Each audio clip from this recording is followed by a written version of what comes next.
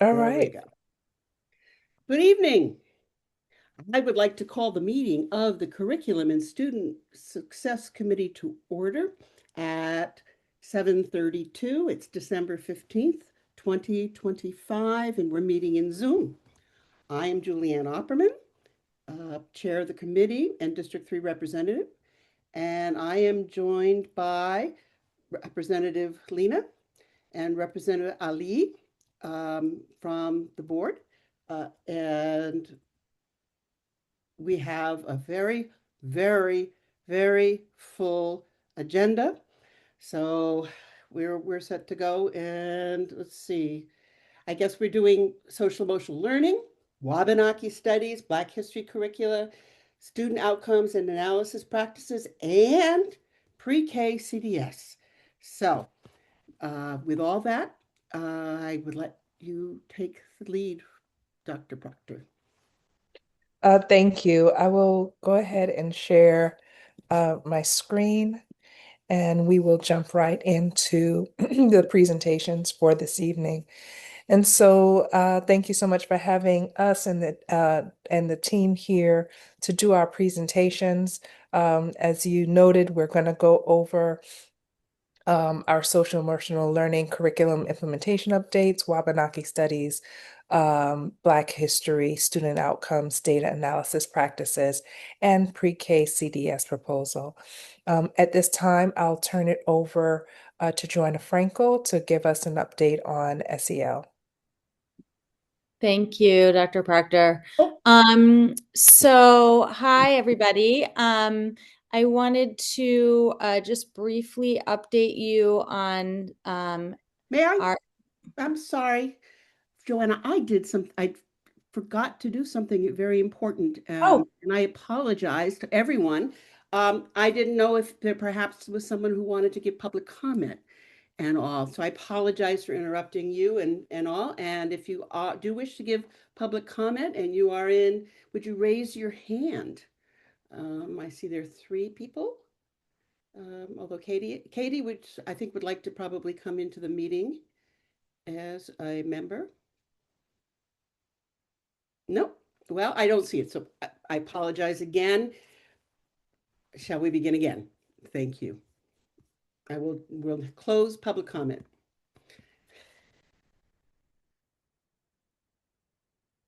Thank you for your patience, everyone. thank you. I'm going to share and we'll jump right in.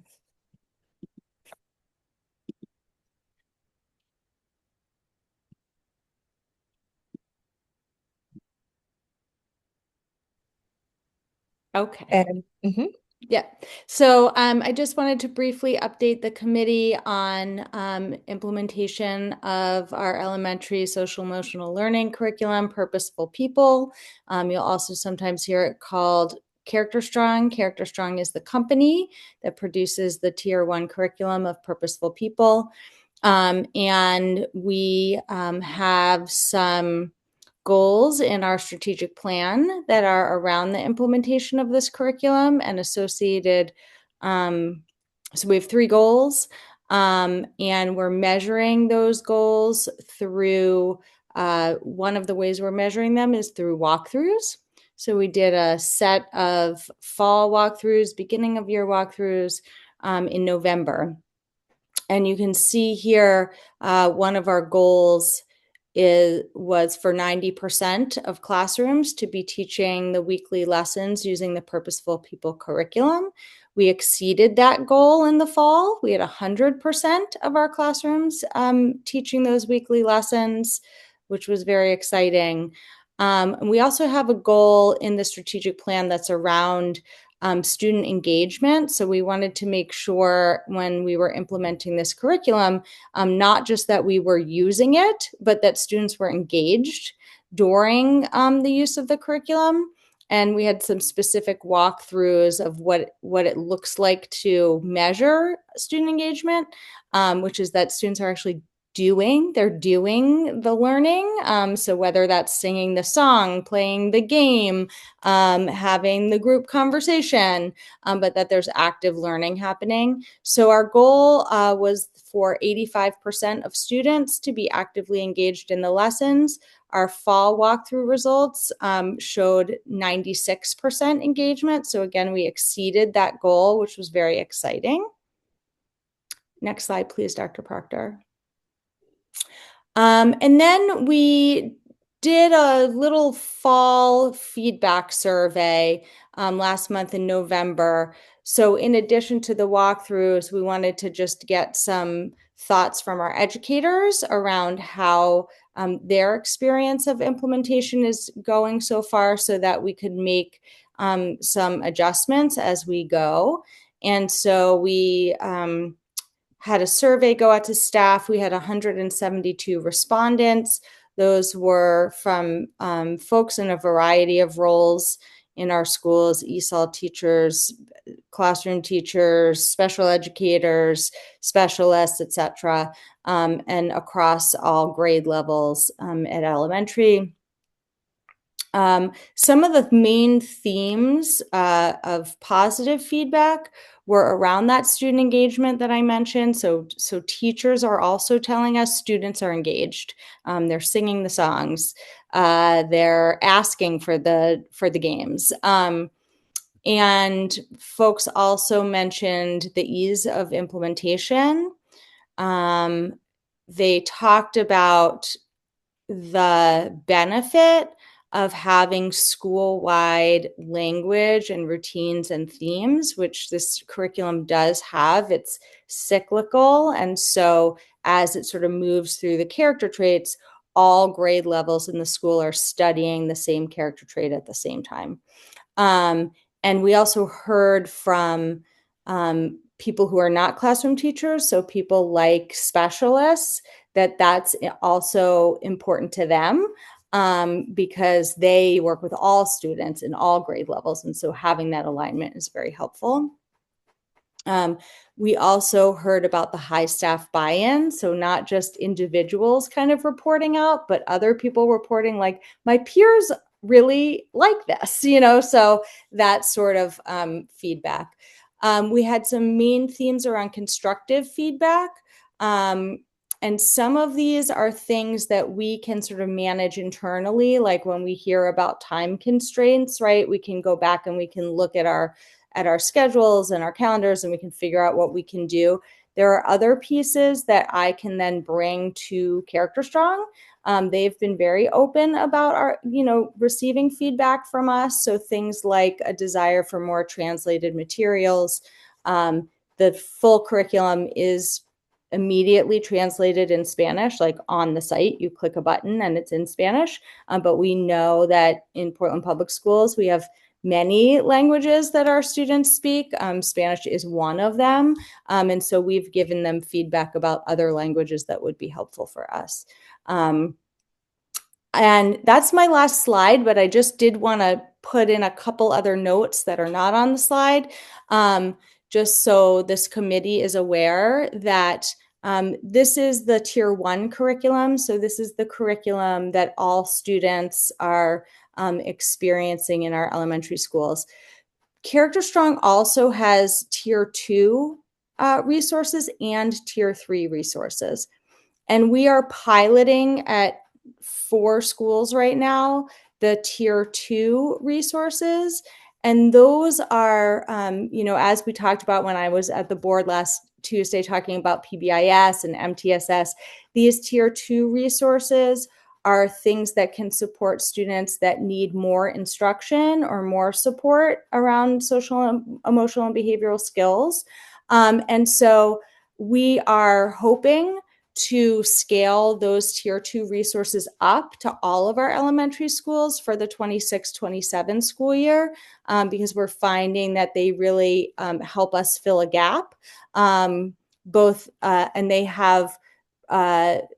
they have lessons that can be run in small groups for students. They have attendance supports. There's just a lot of very good resources for our students that need more support. So I just also wanted to make you aware of that. And then the last just piece of positive information is that I was on a call last Friday with our Character Strong sort of partners from the company, and they were commenting on how strong our implementation is going. And of course, they see schools across the country, and they noted the efforts. So I just wanted you to know that. Well, that's great Fantastic. news. Thank you so much, Joanna, for sharing that.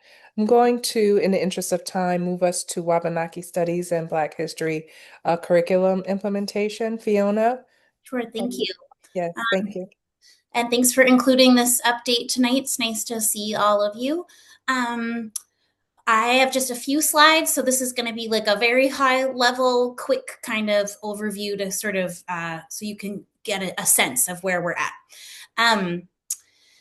There is a link, but I'm going to actually put it in the chat in just a minute too. If you have access to the slideshow, the sort of photo of the website is an actual link as well, so you can check out the new PPS webpage where you can learn about the curriculum. This is really exciting because it has taken us a long time to figure out a process for how to share the curriculum with other districts. So I'll put a link there in the chat for people as well. But there's now information on our PPS website, as well as an interest form that other districts can fill out if they're interested in using the curriculum. And the purpose of having that interest form is to ensure that other districts are making a commitment to professional development and implementation, and not using this as a sort of grab and go, take a little bit, feel like you're meeting the requirements of the law without really actually digging in and doing the hard work of getting your staff where they need to be. This is all a trial run. So the advisors and I will, and Jesse will sit down and look at the interest form kind of applications in early March. And hopefully there'll be a lot of other districts throughout the state that will be using this very robust curriculum. So I think I started with the last bullet, so I'll hop back up to the top of the slide. There's one unit per grade level, more or less. In some grade levels, it functions as a unit. In other grade levels in high school, it functions more like a through line. So there's a little bit of Indigenous studies, Wabanaki studies, sort of for every piece of early U.S. and U.S. modern world history. But more or less, it's one unit of study pre-K through 11. And that includes Indigenous studies more broadly, and then always tying back to Wabanaki studies specifically. And for most schools, this is the second year of implementation. There are some exceptions to that. The third grade unit has been around a little bit longer, but for most teachers, Wabanaki studies is starting to become familiar and part of just how we do business in Portland Public Schools. So that is a dream achieved, because not very long ago, we didn't ever think we were going to get to this point where Wabanaki studies is just part of what we do. We have also piloted some classroom walkthroughs using similar walkthrough tools to some of the other walkthrough observations that you hear about in this committee. And we've done that with Wabanaki advisors. So those have been really, really helpful. And we've got plans for sort of scaling that up in future years. We also have field work. So a very important component of the Wabanaki Studies curriculum is district-wide field work for grades K through 5. So integrated into the Wabanaki Studies units, not only are most of those units meeting life science standards, as well as social studies standards, as well as Wabanaki Studies standards, as well sometimes as literacy standards, depending on the situation. They also include environmental literacy standards. So that is the fieldwork. And there are really robust fieldwork experiences that some of you who are parents know pretty intimately, because you've gotten to join your children on them. Our most recent was 4th grade at Mackworth Island. And all of those fieldwork experiences involve Wabanaki cultural educators. So students are learning directly from Wabanaki people, Wabanaki cultural educators who live locally in the community, and some who live a little further away in Penobscot Nation or at other reservation communities. Coming up in January, we have the 5th grade field work, which is at the Portland Museum of Art. And that's the only one that is indoors. All the rest are outdoor field experiences.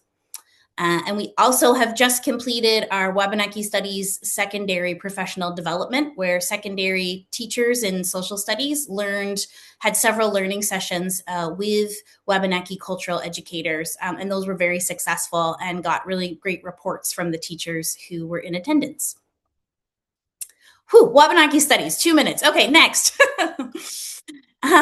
So we're also in the process of, we're right in the middle of curriculum development for Black history. So Wabanaki Studies, the majority of the curriculum writing and the work is sort of finished, and have moved more into the implementation phase.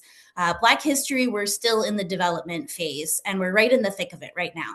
So a quick, like many years in review, some of the important things that have been done prior to this school year was the adoption of several units of study from Facing History and Ourselves. And that is a wonderful resource that you can Google and learn all about. And those are middle school and high school resources.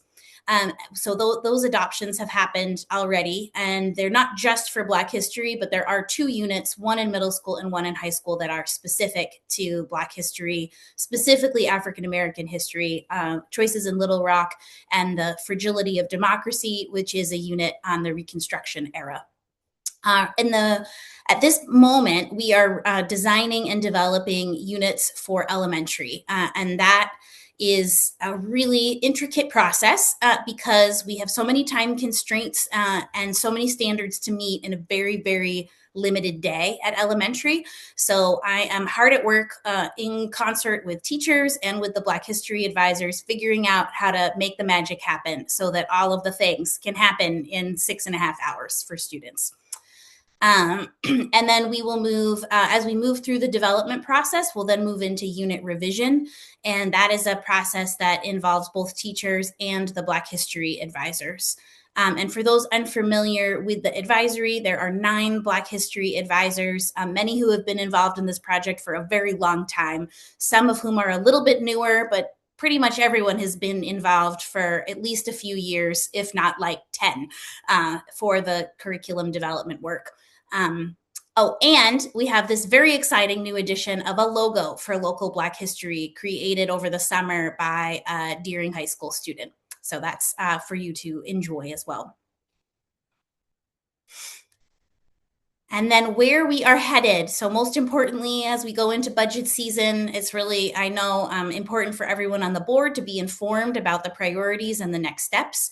So next year, we will be doing a unit pilot for Black history in elementary, and we will be at full implementation in secondary. In addition to that, we will continue with Wabanaki Studies revisions as needed and walkthroughs, and we will be hopefully piloting walkthroughs for Black history as well. Maybe in spring of next year, we'll be at a place where we're ready to do that for the secondary level. And then another big piece of exciting news is we're scaling field work for Black history. Wabanaki Studies has really robust field work, and it's really important that Black history does as well. So there is a 7th grade unit called Freedom Trails that is in pilot mode this year. And that involves students going into downtown Portland and actually walking the Freedom Trail, and they themselves becoming tour guides of parts of the Freedom Trail. So we are scaling that up with our wonderful partners at the Portland Museum of Art and also at Indigo Arts Alliance. So that work has just begun, but we're hoping to have a great program for students in 7th grade starting up next October. And there's like a million more things to say, but I'll just leave it there. Oh, I do see a hand. Mickey, you have a question? Yes, I have a question, but I'm asking Chair, can we just pause because we have a 2 amazing presentation and then we have everything come out with the data. Can we just having done with a few questions for Fiona and I would be or we amenable have to that. I go think until the end because the other analysis is just a lot to take away and I know we have to respect the time, but I just wonder. well, I think Yes.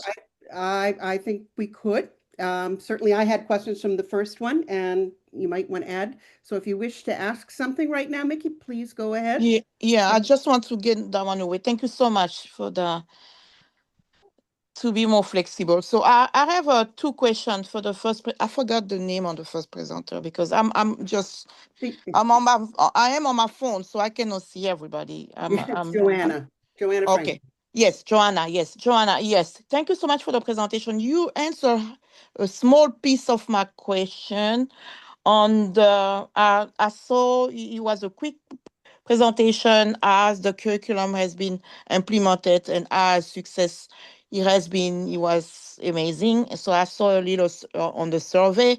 I see some challenges then teachers been facing. So my question is that when we talk about student engagement, because I see we have a diverse student population, okay? So are we making, when we talk about the high expectation that we had here on the percentage, are we included also all those students in regards to the language barrier and comprehension to the curriculum as well? Yeah, I mean, I think when we're looking at, it's an interesting question. When we're looking at student engagement, we're looking across the classroom, and we know our Okay. classrooms are very diverse. And so we're looking at are all students engaged, all students. So when we do the evaluation and do the assessment, and are we taking into consideration all the factors for the social emotion, or we just isolate the success through the implementation of the curriculum, or Oh, all the factors? I mean, the culture factor, community factors, everything outside of the school system. Are we taking that one into consideration as well, or we just isolate to the implementation of the curriculum? If I make myself understand. are you asking specifically around that engagement measure or something different? Yes, yes, yes. Mhm. Around the engagement measure. Mhm, Yes. mhm. Yeah, I mean, well, I think part of, what we're working on as a system are, how our educators, um, use moves to engage our multilingual students. And so Mm-hmm. that carries across all content areas, Okay. All right. about vocabulary and all of those moves. Okay. Great. Thank you, Joanna. Mhm. All right, Fiona, you know that I'm coming back to you for the Black History curriculum. It has been a while, so I almost forgot that we're going to see one day the curriculum coming back alive. So I have a bias with the Eurocentrism when we defining about the Black history uh, curriculum. So I just want to make sure the way we're doing with Wabanaki studies, then we involving the Native American, where they can have the truth of the story. So we don't land only on one single story. So I'm just curious about the Black history, how much the Eurocentrism has been out of the story, or how many are people being involved to that curriculum being Black representation. Great question. That is where the advisory, the model for the curriculum development is the same for Wabanaki studies and for Black history. So there's been an advisory group for Wabanaki studies representing many different aspects of Wabanaki identity and experience, and that is the same for the Black history work as well. Same number of advisors, same process. And then I might just add as well that we're hoping to include, like we did for the Wabanaki Studies curriculum, video documentary. So for Yes. Wabanaki Studies, we were able to create a series of mini documentaries. We interviewed upwards of 22 people and then created those as learning resources that were linked into the curriculum units. And so the plan is to develop something similar for Black history I will be proposing a budget for that in this upcoming budget, and it is a big number. So I'm not sure what will happen with it, but I just would want you to know that it's in there, and that is part of the way that we get that representation in the classroom as well. Okay. So is there any way before then, if you can send something, the one has been already developed or the contexts or some other concept of that curriculum? I'm so curious to see what is there because this is what I have done for years. The Black history, it was one on my radar for years, and I just want to make sure then I can have a look of that and to see where we're going with this. So that's really interesting. Thank you so much. Thank you, Chair. I think I'm done with my two You're welcome. questions. Before we go on, Dr. Proctor, would you please let Sarah Warren in? I don't have the access to that. So she's in somewhere in the space. So we'll continue. I have my questions have only to do for these two sections on how much is it all going to cost? What do you need for resources, people and materials? And also when anybody, and this is kind of across the board for everybody, when you get feedback from teachers and we get a number or a percentage, could we have a goal for that, just like we have a goal for the student feedback, the student reaction and all, so if we're saying that we 10% of the faculty is contacted or 50% or whatever, that would be my goal. Okay. And with that, I will be quiet. And Maya, do you have a quick question or two? Yep, just one question for Fiona. Thank you so much. My question is about timeline of history. The Wabanaki Studies curriculum in the title seems to encapsulate like history and present day with Wabanaki Studies, but then the Black history to me makes it sound like it's past, but I know there's continually stuff happening in present day. So I'm wondering what time frame you're focusing on and if it's including present day Yeah, issues. it is including all the things, and also, it's a tricky one to name because we've actually, as an advisory, discussed how there's really like these three sort of sections. There's diasporic kind of global look at Black history. There's African American history, sort of a national picture, and then there's this very local picture. And that's the one with the fewest resources, and the one I would say is sort of the most equivalent to Wabanaki studies as far as the need for creating things from the ground up. Now, there are great resources for African American history. There are great resources for diasporic history, African civilizations, etc. But there are not great resources for anything at the local level.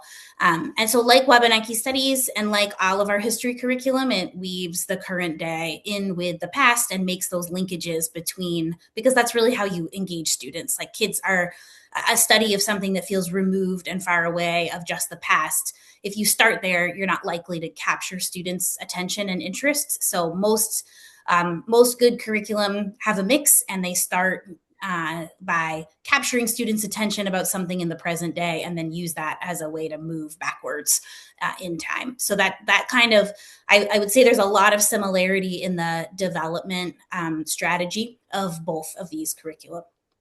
And I'm meant to mention as well that next year social studies is up on the strategic plan. So this fits really well. The timing is great with the strategic plan priorities where social studies and science kind of move into a reflect and redesign focus. Thank you very much. And with that, I think we could move on to data. Is that next?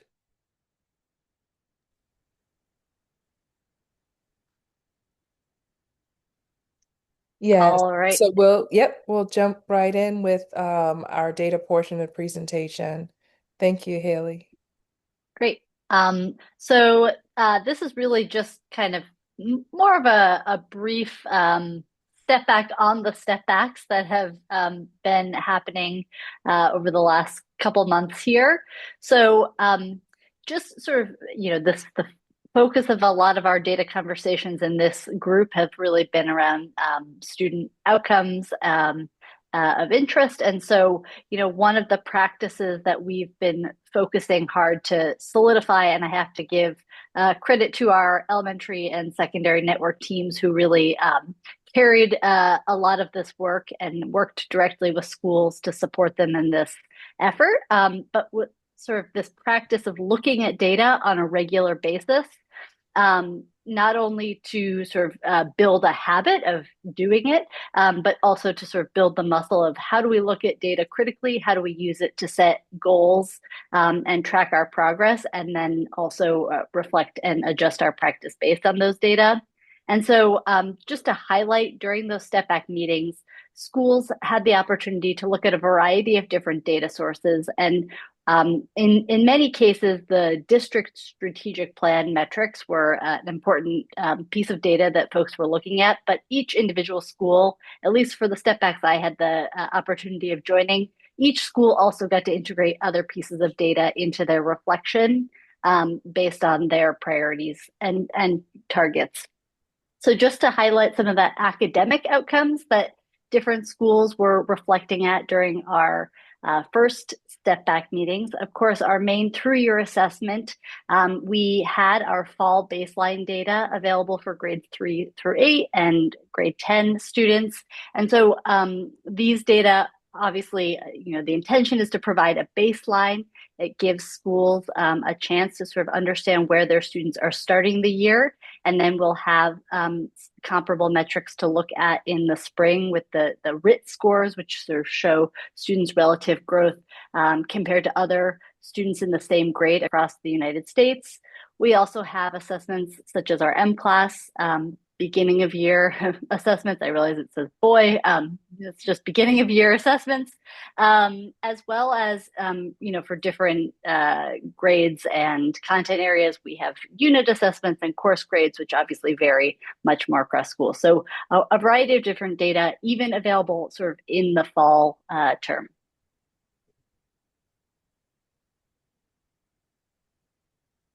And I'll take the next slide.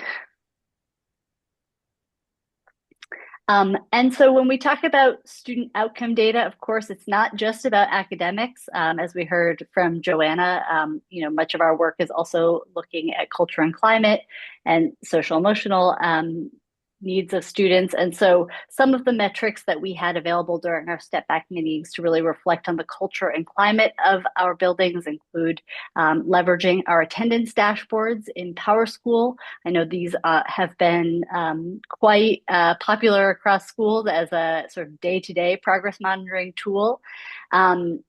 We have our behavior referrals data in Swiss.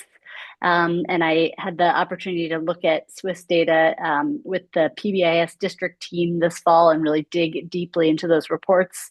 And we also, of course, have within Infinite Campus, we have our sort of state required behavior dating, including suspensions, bullying and harassment cases. So multiple sources of information available again in the fall. And so really to emphasize that we don't have to wait till the end of the year to understand what's happening in our buildings. So just to give a quick summary of what these step back meetings actually looked like, I think Dr. Ahmed said it nicely in one of the meetings, which is basically we're learning together. This was a process that was intended to be a learning opportunity about how do we look at data together and leverage the structure of a step back in a way that drives meaningful improvement. And so all schools across the district met in late October, early November, where they had these formal step backs. And it had representatives from the school leadership teams, as well as representatives from district office. And the meetings were really just focused on looking at data, assessing progress toward goals, celebrating successes, as well as identifying areas to continue to grow in the remainder of the year. These meetings were typically about 90 minutes long. And they really, in my experience in observing them, they really were quite reflective. I heard a lot of really salient reflections from school leaders about sort of where they have work to do, as well as I think it was really lovely to hear some of the really incredible work that's happening in our buildings, and I think the data really showed that. So the next round of step backs will be taking place in February, and I'm looking forward to be joined by others on this call and members of the data team to attend that next round of step backs coming up. Wonderful. I guess just one question on the step backs. Do they ever get down to the teacher level? Do you mean teachers participating in the? Well, yes, or the leaders go back and take their information back to the teachers. That is a great question. I can. Yeah, do you want to speak to that, Dr.? Yes. So the leadership team and ILTs, like instructional leadership teams, participated. So for some, there are, the special education liaisons or coordinators or climate and culture coordinators, as well as the department heads. Some of them participated. So it is very distributed, and some schools the more or less, but yeah, there is a collaborative work where the information either was passed to the leadership or some staff participated in it. So that but there was except for what happens in the group teams that work at the high school that we heard about last week, there isn't any kind of discussion with teachers on, say, the results that, like for the ones we just saw before. So that would be something very interesting. I'd be interested to know about at some point, if that can happen. So, okay, Mickey, do you have a question as well? Yes, and I think Dr. Ahmed, he just mentioned a little bit. So I'm just kind of curious to understand the step back meeting is just a meeting for the for the leadership and the school leadership team only, but it's nothing to do with any professional development, right? How to use those data, because I just wonder about some of the barriers, like the misinterpretation of some of those data process. We know that our MLL students data sometimes we have the misinterpretation because of the language barriers, and also some of the fixed mindsets laboring because of the behavior. So I'm just wonder if those setback on those meetings is also adding some professional development, or it's just a discussion around the data process. I'll jump in and answer that question. The step back meetings were designed with the school improvement plan in mind. So, in the beginning of the school year, school leaders were asked to do what, in essence, is a school plan or school improvement plan.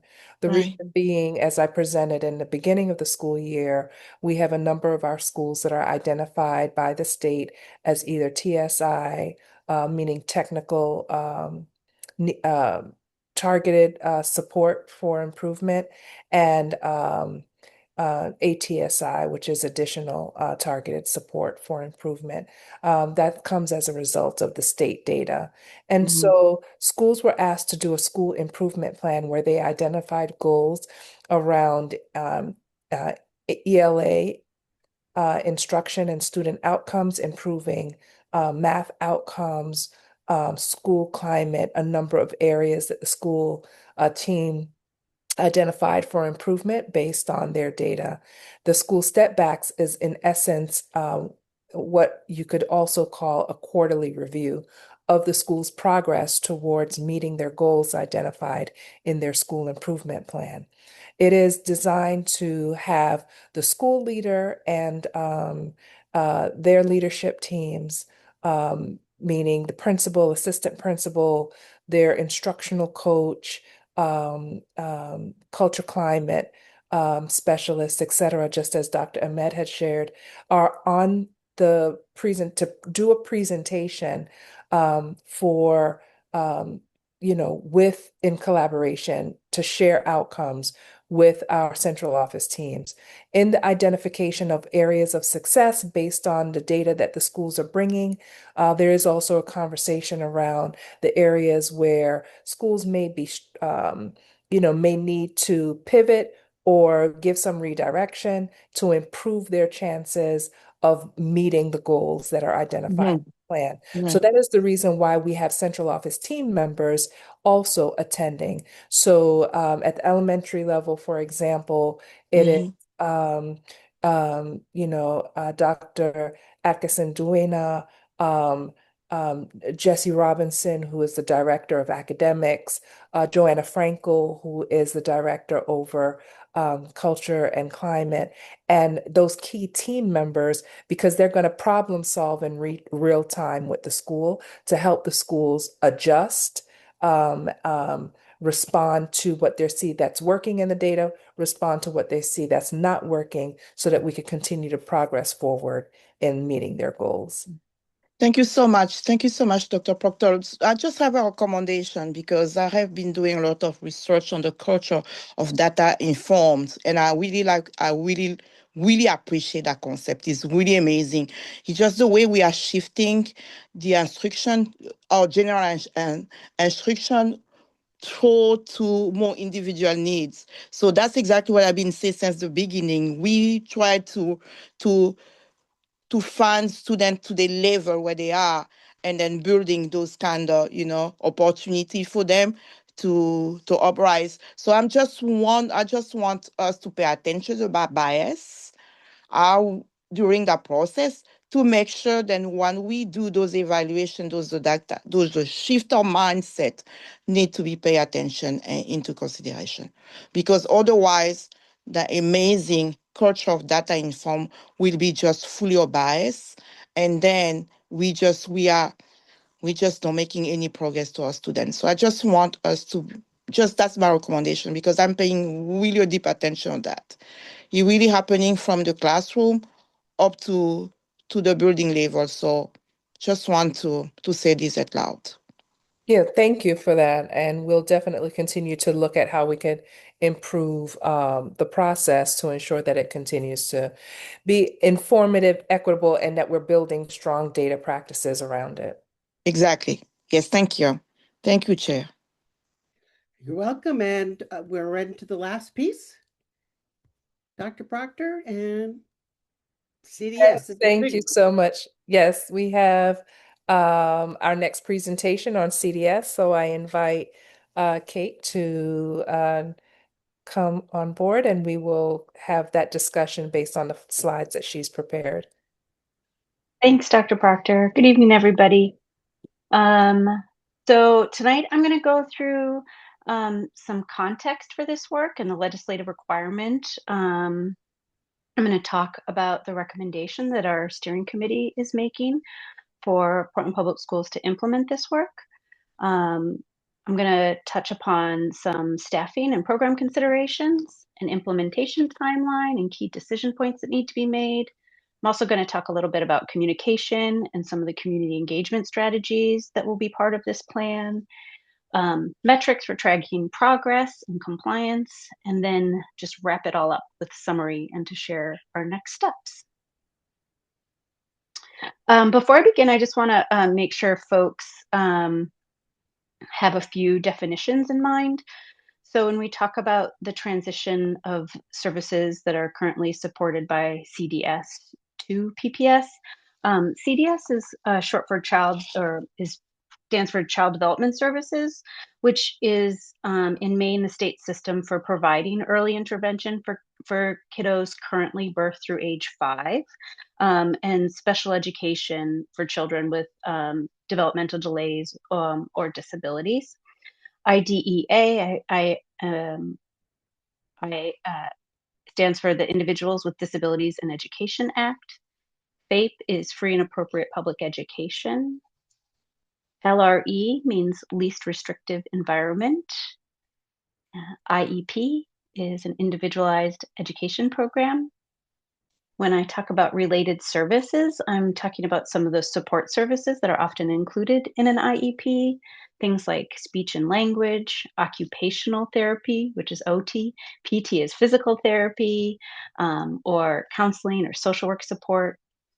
And then child find, which is the requirement within IDEA to identify, locate, and evaluate all children with disabilities.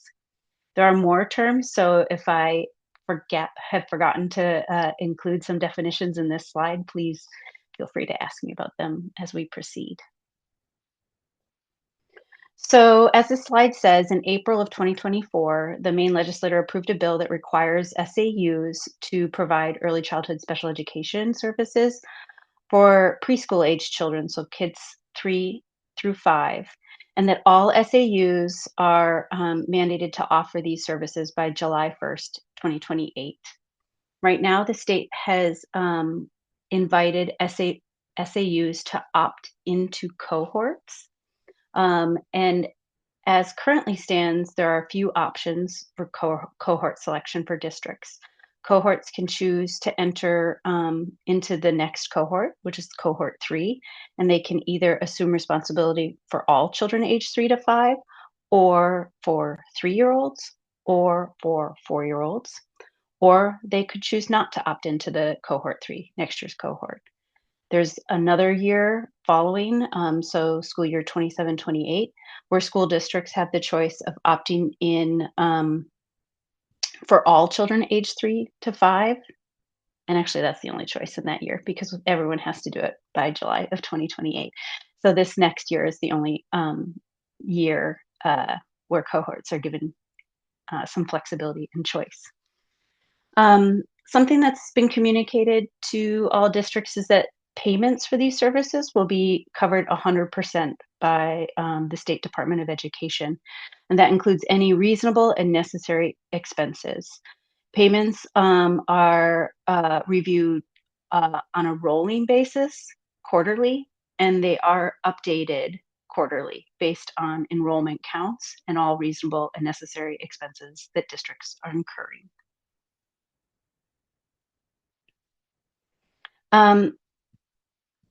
So a little bit of why this transition is happening. As folks may know, CDS has been out of compliance and really unable to consistently meet the needs of kids age 3 to 5 with Part B services.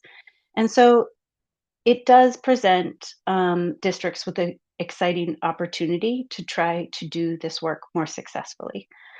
But in order to do that, it'll take districts flexing in new ways. And it'll mean that we will have to grow our capacity to meet the needs of this age group. That includes kind of thinking about some of the policies we have, our current staffing, certainly our facilities, transportation, and more. It'll also impact our communication and our partnerships and our ability to share ownership for this work across many departments. So an internal steering committee was formed pretty soon after I began in September. That steering committee included several members of our staff, including our pre-K director, myself, our special education director, and more.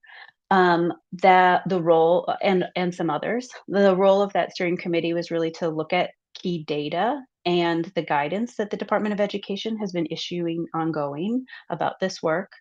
And they were charged with guiding an overall transition process and timeline.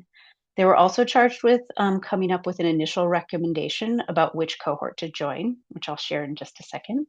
And they're really keeping in mind how are we aligning all of our decisions with IDEA requirements and best practices for this age group.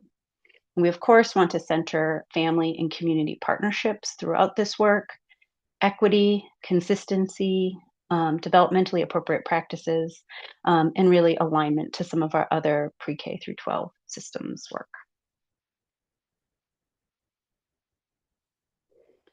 So just to share with folks a little bit of landscape going into this transition, we already do have a really strong early childhood education program, which currently serves most of Portland's school age 4-year-olds with IEPs.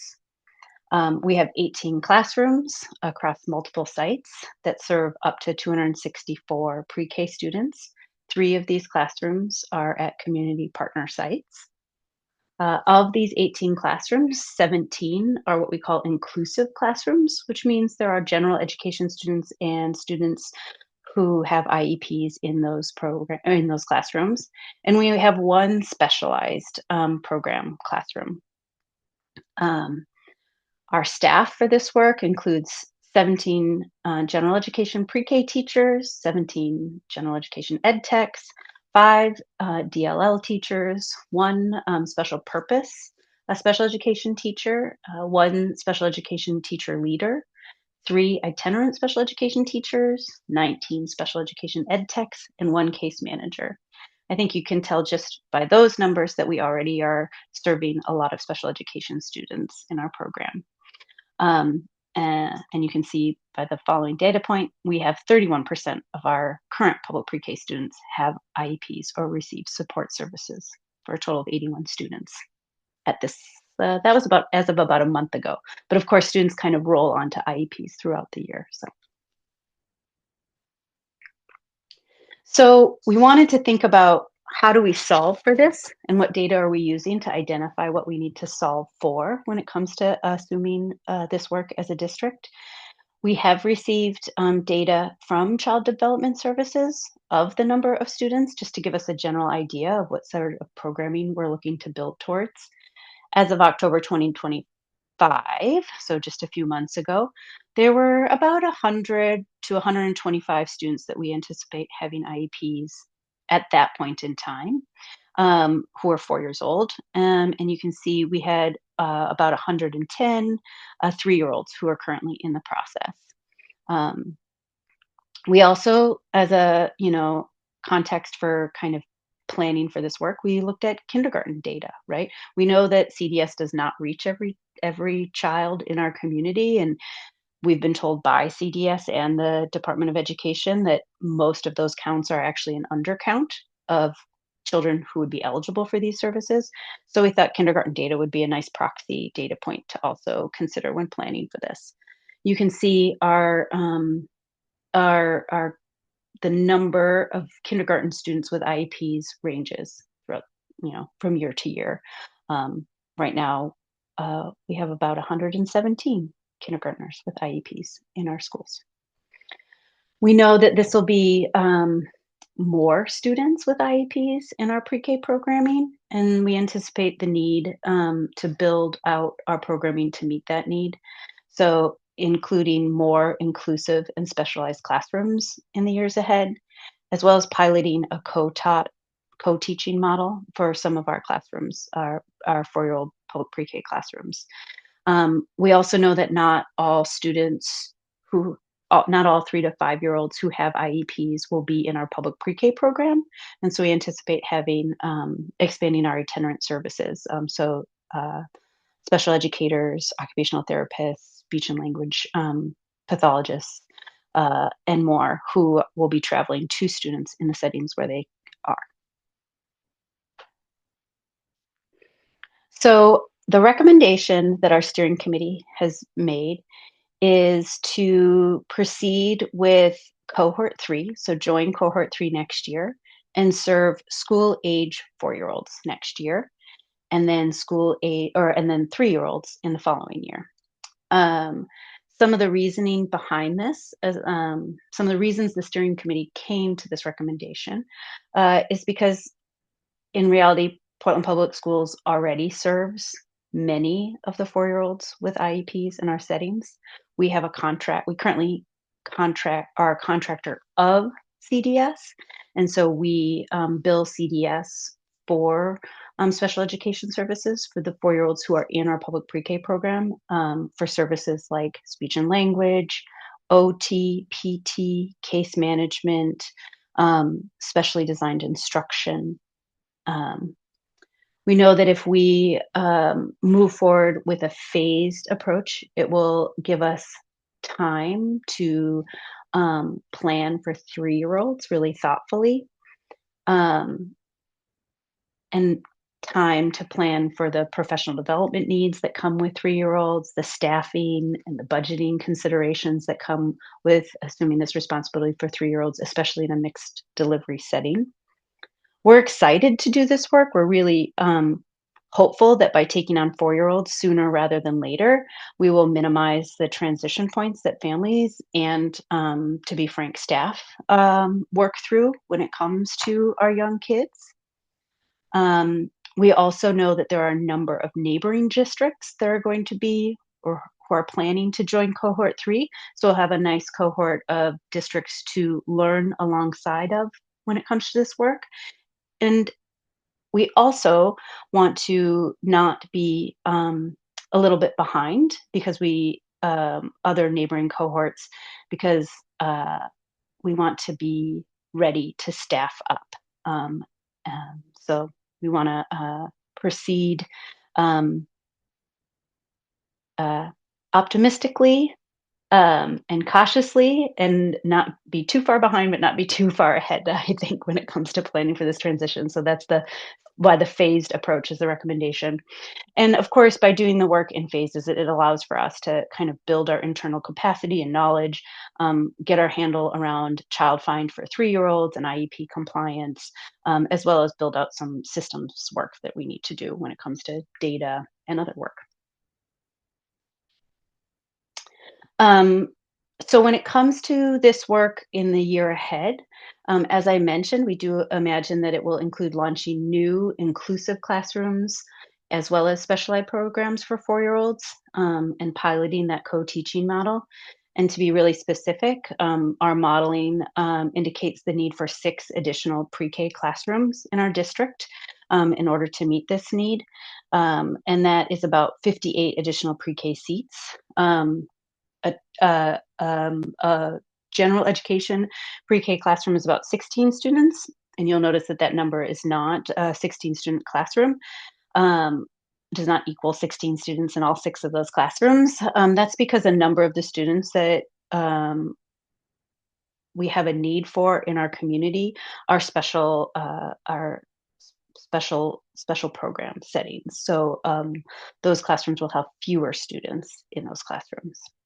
The reason we need to really expand inclusive classrooms as well is in order to meet the least restrictive environment obligation for students with IEPs, so that they are in classrooms with other 4-year-olds who do not have IEPs as well, because that's a key point of FAPE.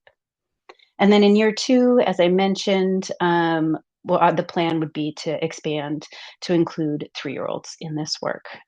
We do imagine that being done through a lot of community partnerships and growing new partnerships and strengthening existing partnerships with existing community-based programs. And I listed a number of childcare and other early education programs in that list as examples of the partnerships that need to be strengthened and grown in the years ahead. We do have some staffing priorities that we're thinking about.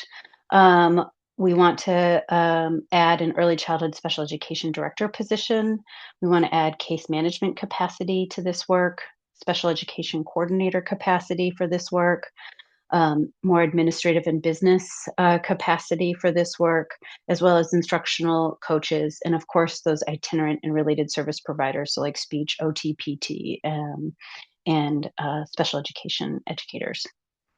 I list some numbers there. Some of the modeling we have, in addition to the numbers of staff that were on a previous slide, we imagine adding 8 additional special education teachers and 10 additional special education ed techs to our roster. These are all fairly ballpark figures, as I mentioned, because children do roll onto IEPs throughout the year. And we know we want to make sure that our staff have robust professional development opportunities when it comes to inclusive practices, UDL, which stands for Universal Design for Learning, student supports, and IEP implementation. And then, of course, with additional staffing, we always want to be mindful of the caseloads that we're assigning to them and how those caseloads fit into the service delivery models that we're designing, just so that we can, of course, maintain best practice and quality as we assume this responsibility. This is another, this is a timeline for folks just to kind of share how the planning will evolve. Right now, we're still in the planning phase. We're doing a lot of communication work internal. So this same presentation has been shared with our school leaders. Our entire pre-K staff has seen this and has had an opportunity to offer feedback on this, as well as um, the cabinet and senior leadership. So a lot of communication going out and two-way communication, of course, as we're still in developing some of the plans for this. So wanting to hear about the priorities of all of those different stakeholder groups. Of course, trying to think about how this work aligns to existing systems that PPS has in place. Phase two, or number two on this list, which we're kind of rapidly moving into, includes looking at our infrastructure and identifying opportunities for those extra classrooms, but also thinking about what the leadership capacity is to support those classrooms. And then engagement, more community-wide stakeholder engagement, which will happen this spring, thinking about um, who are our trusted community partners, how can we work closely with them to make sure that they know this transition is happening and can inform it and participate in it. And that work will be ongoing. It's just always ongoing, right, as things change. I have number three as the 4-year-old implementation, so really assuming that responsibility, which technically would begin on the first day of school for school age 4-year-olds. And then the following year for 3-year-olds. 3-year-olds are different. It's a rolling process. So students come under our responsibility as soon as they turn 3, but the process actually can begin as early as 2.5. So that timeline is just rolling throughout the year. It's based on the child's birthday, not on the academic year. That's a huge kind of mental um, a mental shift, I think, from a school a traditional academic year to, when it comes to early intervention, just this rolling sort of um, process. And then, always thinking about, I can't remember if it was just in this meeting earlier today or not. Sorry, this continuous program improvement, right? Like, how are we always using data to think about how we are doing in this work and how we can improve the work for kids, as well as for staff and other community stakeholders. We, of course, want to make sure there are decision points built into all of these phases that kind of allow for us to course correct, be flexible, think about what's working well, how we can do more of that, where we might need to make course corrections, etc. So I mentioned this a little bit earlier, but this is a big transition for Portland Public Schools, but this is also a really big transition for our community and for the parents of young children in our community, for the providers who have been doing this work for many years and doing it in partnership with Child Development Services. And so we really want to make sure that our communication is active and transparent and centers trust building, so that we can do the work well, because it is so community focused in many ways, especially when it comes to the younger children. we're hoping to launch more family and community engagement opportunities to talk about this work um, in the year ahead, making sure that we're providing families with information about how they can access these services, developing things like toolkits, updating our website, of course, with all of the most up to date, accurate information on what it is we're doing and for whom. And then also, as I mentioned, partnering with existing providers, the pediatric providers, the early childcare providers, et cetera, just to make sure that um, when we're doing the child find work, we are really reaching the kids and families who have a right to these services. And we really want to make sure that we're establishing feedback loops with these trusted partners so that they can tell us what's working and so we can course correct if need be. I've listed on this slide just some very special education, I would say, focus progress monitoring metrics. So I don't know that I have to read all of these through, but they're really focused on how well we are delivering services to kids who have IEPs and how well we are doing this work. And so we don't have any data on this. Everything will be a starting point. And so I'm excited to work with Haley and to figure out how we start with some baseline data and then continuously improve. So our next steps for this work, I'm currently visiting school leaders and talking about their capacity. And I think about capacity very broadly there, what their facilities, what opportunities exist within their facilities for classrooms, what their capacity is to lead this, what they might need in order to bring on more pre-K into their buildings, to think about really what building leaders as well as our education team need to do this work well.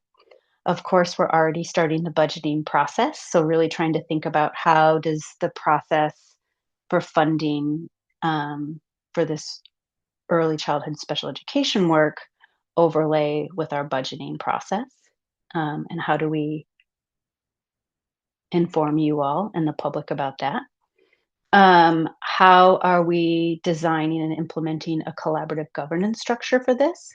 And then overseeing the work for compliance monitoring? How are we, as I mentioned, maintaining and growing our collaboration with community partners and key stakeholders?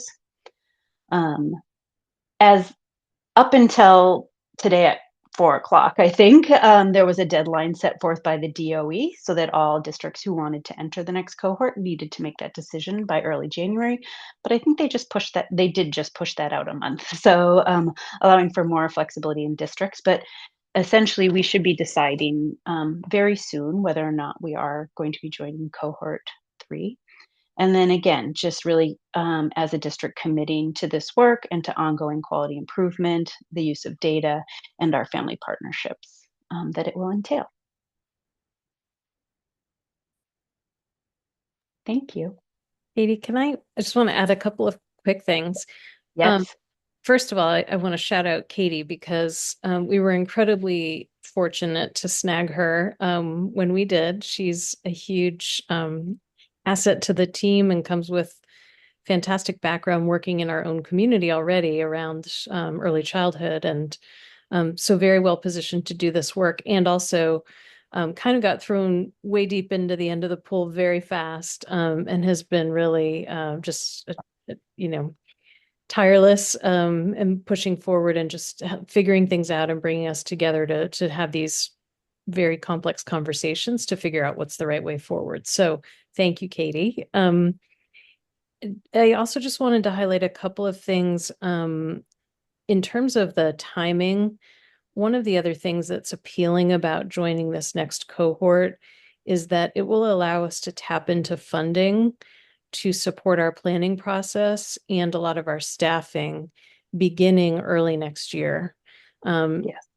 perhaps as early as January. So that's certainly one additional reason.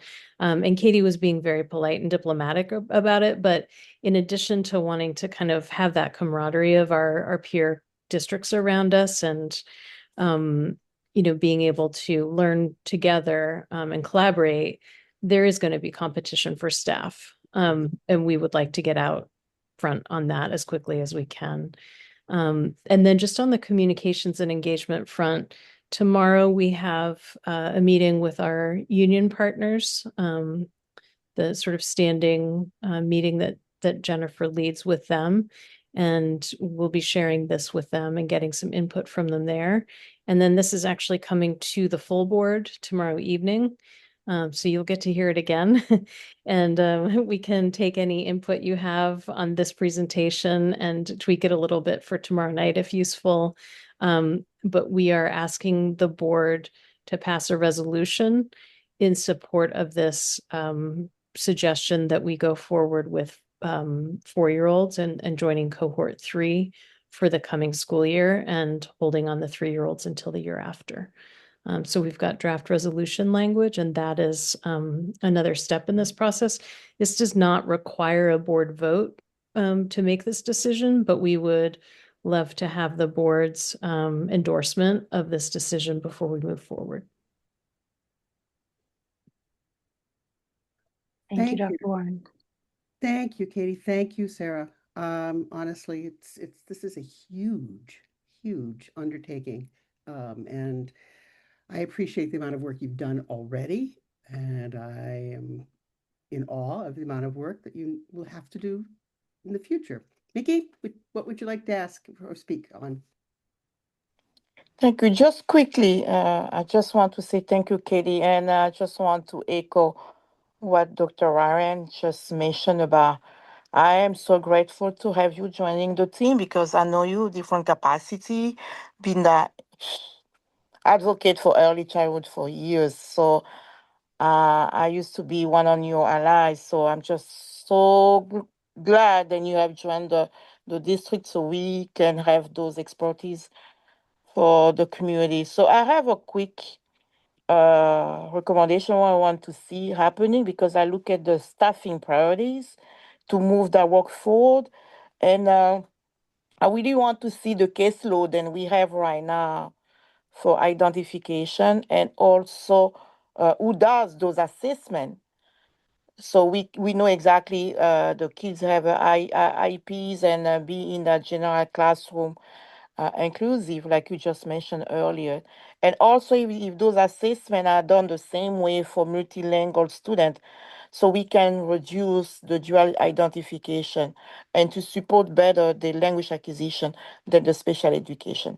So those are just my recommendations what I want to see next year when we're building those priorities and building to the maybe to the budget setting or maybe anything that we want to move forward because I really want to see the student impact and some other clarification on the funding and how we can reduce some other caseload of our student assessment and identification. Thank you.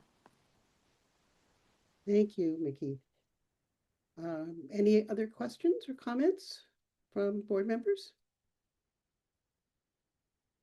I just have a couple of things. In the concept of and I don't know that you can answer these. I think you've got a good plan. I think you've got a great, you know what you're headed into as far as what structure you need. My question, I guess, has to do with, what kind of facilities. I mean, you're asking but knowing how tight elementary schools are right now, you're going to get some, roadblocks here and there. And what kind of, and I've been thinking about other kinds of facilities we might use.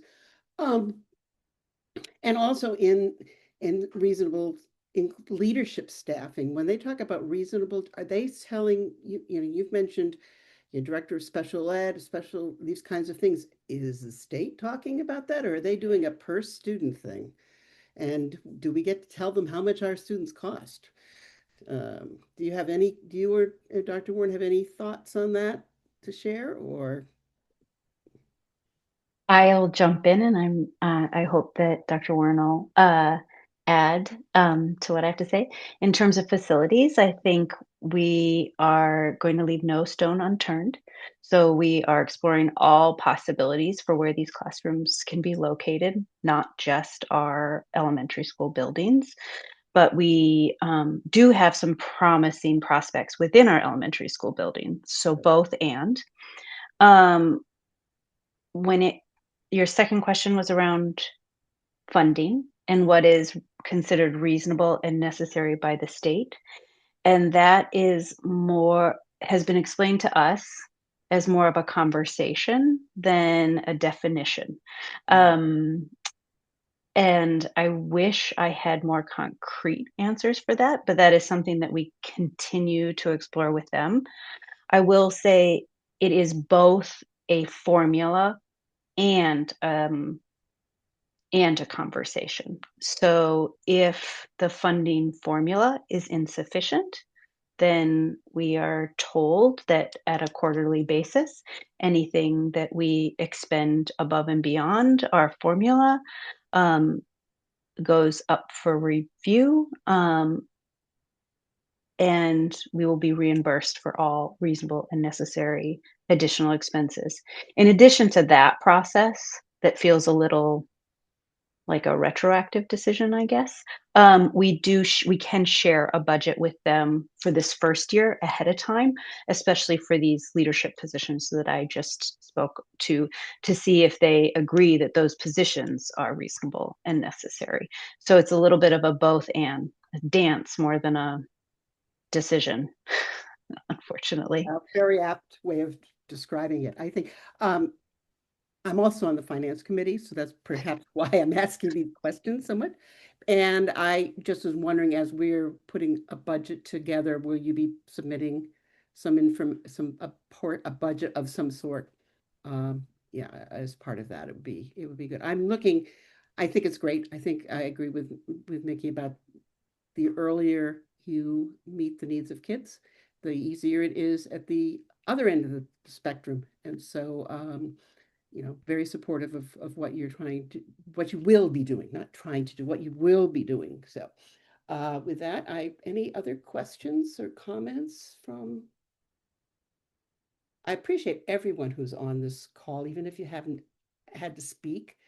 Just knowing that you're there um, is really important to the board, because we know that one, you've worked a full day, and two, you care about what happens, and it means a lot to the members of the board to know that we're working in partnership. So keep up. In the meantime, anything any of you have that you didn't get to say today, or you think we should know about anything between now and the first of the year, or just you get good after your break, please don't hesitate to let us know, and even if we don't have a meeting, that would be incredibly helpful.